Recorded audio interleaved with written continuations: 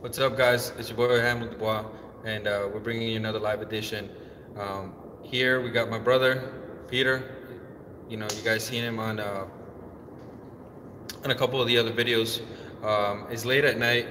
We probably ain't gonna get very many viewers on here, but we'll give it a second for anybody to come on here. If you're new to the channel, and let me that volume because I always forget about that. All right, got the volume thing out the way. Um, if you're new to the channel, go ahead and hit the like button, mash that like button, mash the subscribe button, and drop a comment down below. Let us know what you think of the video. And if you got any questions for my brother, he is younger than me. And how old are you? 24. He's 24. Look at that. I knew what he is, but I was just asking. So we got Chester Lenz, first one in the house. All right, Chester Lenz, first one in the house. All right. Thank you for coming up on this late night show, and we're gonna have just talk about my brother real quick. And he's rocking what year is this? 87. 87. 87 Peterbilt 389. Yep. 379. 379. 89. I don't know all these numbers. All right, so Kyle, you gotta school me up on these.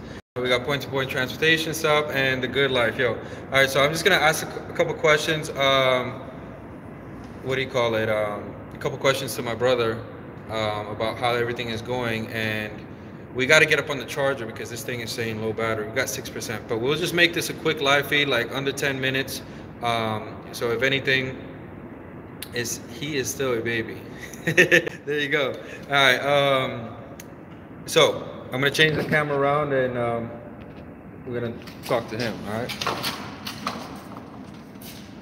Let's take it to it. This is my baby, guys. Half orange, half red. I put on a bigger sleeper on it. It had like a 36-inch coffin sleeper. That's what they call it, and it's like just big enough to fit a bed in it. So I got a bigger sleeper, and we just threw on the headache rack. If you want to go over there and show them. So my brother's actually been doing he's been doing a dry van for the most part, but since I was getting rid of everything, I went ahead and I put on the headache rack for him off of one of my trucks, and all that equipment, the tarps and chains and all that good stuff. But yeah, go ahead, Peter. Oh, what are your questions? Many questions. We got one question. What do you get when you put a Peterbilt, a freight shaker, and can work together? Who knows? So, what did you start off with in capital-wise when you first bought the truck? I probably had like $15,000. Okay. And I think the rest came out. Rest came out of credit cards. Okay. Truck costed. I overpaid for the truck. Unfortunately, I paid $26 for it. That comes with the Peterbilt emblem, though. It was probably the brand, Peterbilt Life. But to get started, I had to put in a lot of money to get this thing road ready. I didn't know it didn't pass inspection, and I was having a lot of trouble with the some of like the airlines, little tedious stuff like that. I probably spent maybe $5,000 before I got it. Like got my plates or got it to pass the registration. Because I'm from New York, so there's two inspections. There's 2 inspections. Yeah, I gotta do state inspection and I gotta do the federal. So it's been a pretty good truck for the most part. I mean, I changed out the training. I swapped out the axles to get better fuel mileage once I did the training, and thankfully nothing's happened to the engine so far. B model cap. I got a 3406 B model cap. Okay, we got any more questions? Go ahead and come up on here. He's been running his own authority, and together, like when we were running, like even though we weren't running like authorities together, we've been able to kind of bounce things off of each other. Yeah. Like sharing what company is good for factoring, or what company is good for fuel cards, or this, that, the third. So even though we're completely different carriers and in a way competition, Yeah, we got our authority pretty much at the same time. I started a little bit before you did. Um, you were the one who gave me the idea to start my authority. okay. When the deer accident happened, I don't know if some of you YouTubers remember that, the deer accident. So it was around that time that I started, looking into buying a truck, then doing the authority, and then, the insurance stuff. So like came around the time that you went to get your authority, I had like sort of had some of the answers to some of the questions that you had. Right.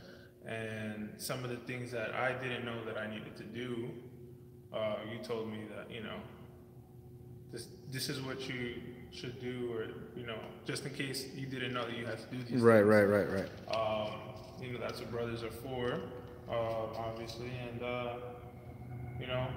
What was throughout this journey, we've been, just helping, we've been going our separate ways, but keeping in contact, helping each other out at the same time. the other thing that the biggest one of the we were talking about it, one of the biggest maintenance costs that you came up with, and there's, I guess, tricks to the trade of one of those things that you learned after you spent the money, which you kind of would have known about, which is the axles right here. So, for those of you that don't know, I live in the Bronx, and to go home, I got to take this bad boy and my 53-foot drive van home to the Bronx, and I don't have a place to park it, so I got to find somewhere to park it. And what happened, like I said earlier, the tranny went out, and then once the tranny went out, the tranny didn't match the diffs. That's right. Right. Okay, because you had a 13 double over. I had a 13 double over drive. All right. So what? 411 rears, and those went together really well. But I had put in an 18 speed, and the 411s were horrible with it. When he thought about the math, he didn't realize he had a double over drive transmission, and pretty much you put the 18 speed in it, and you just couldn't go faster than 55 miles an hour. Yeah. So I was doing like 62, revving it up, and I'm like, it's just not good. So I had to, I went to switch over to 355s, but I had to get the new axle. You gotta charge it? No, I'm gonna turn that shit off. Oh, here. I went over to 355s, and ever since then it's been great. But talking about this today was that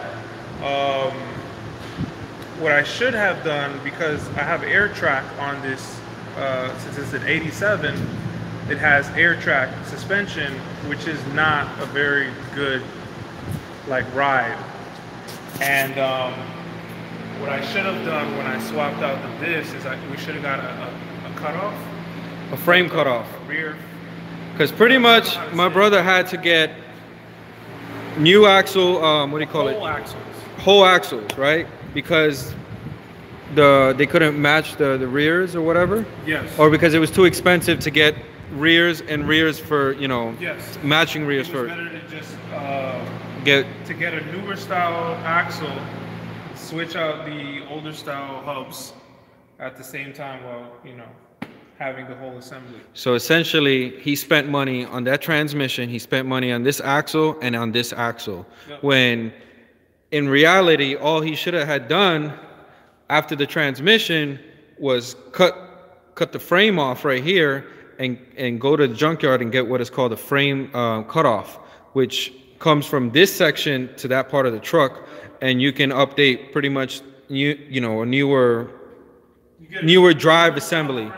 Where you have airbags, you can get an 8-bag suspension, and you get new rear ends. And I mean, it's like a total solution, which is probably would have cost about the same much, but he's still dealing with a frame from 87, which. And that's the whole thing. I probably wouldn't have, obviously this stuff had to have gotten done, but I would have gotten more out of my money's worth if I had known that information before I had like, you know, had this done, because I would have had an updated frame. This is an 87. I could have had like an 07 air leaf suspension, and you know, it would have been a smoother ride, not as much touching with the axles, and I know where all my parts are coming from. So like they have to, if something breaks down on this, even though the frame is an 87, they want to check the VIN, but then like they have to part match the axle because they don't know where it came from. Okay, so we'll get off of this little technical thing. We got 16 people in here. We want you guys to mash this like button, mash the dislike button, whatever you want to do. We're just gonna talk about. I'm gonna throw this phone on the charger real quick, and we're just gonna talk about one last thing, which is you had this truck for about what, a year now? Yes, sir. You easily put what, 120, maybe 150,000 miles on it. 4,000 miles. I know I've driven at least 6 months of it. So probably 100,000 miles. Probably 120,000 miles. Okay, and you know, hard to say, you know, how much money you spent on the truck maintenance wise. But do you feel 40 grand maybe? 40 grand? Yeah. Okay. But you now have a new transmission, and yeah, you kind of know what you're working with. You have a baseline. Yeah. You know. So I mean, you know, I've invested money obviously back into the truck. So hopefully, if you know, since these things are fixed, they won't break down in the near future, and the money that I put back into it, I can make it back and, you know, come and sell it if I do decide to sell it. I know how much money I invested into it.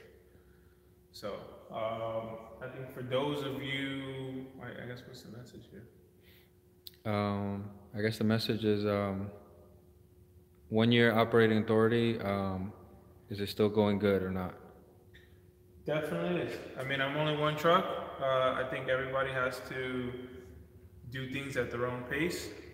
One truck is good enough to make a boat ton of money for the entire year. But you do need a little bit of luck, and you got to make sure you're doing your job right. So,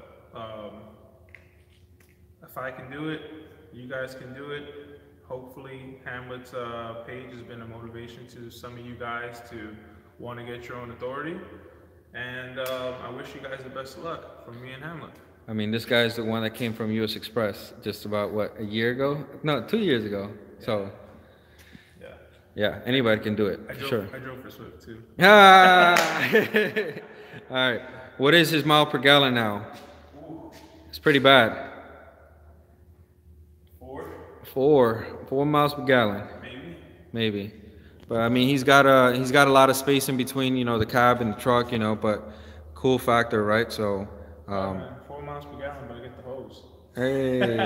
All right. Oh shit, Deborah's on here. Who? Deborah. Oh, little Debbie? Debbie Cakes, what's up? SoCal Trucker, thanks for coming in. Anyways, we got cut off here, but Neboza Bozik, I started with one truck, wasn't easy, but I'm still working. Hey, there you go.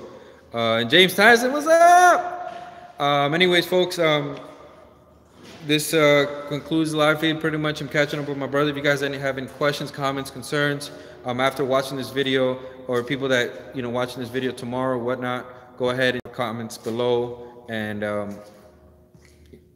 he'll answer through here, through the same tube or whatever, whatnot. So YouTube, RedTube, same shit. Yeah. So anyways, folks, one last time, thanks for watching the video. Mash that like button, hit the subscribe button, let us know what you think of the video, and drop a comment down below and let us know what you think of the video. I said that again. At the end of the day, folks, the choice is simple. You get busy living or you get busy dying. It's your boy. Later.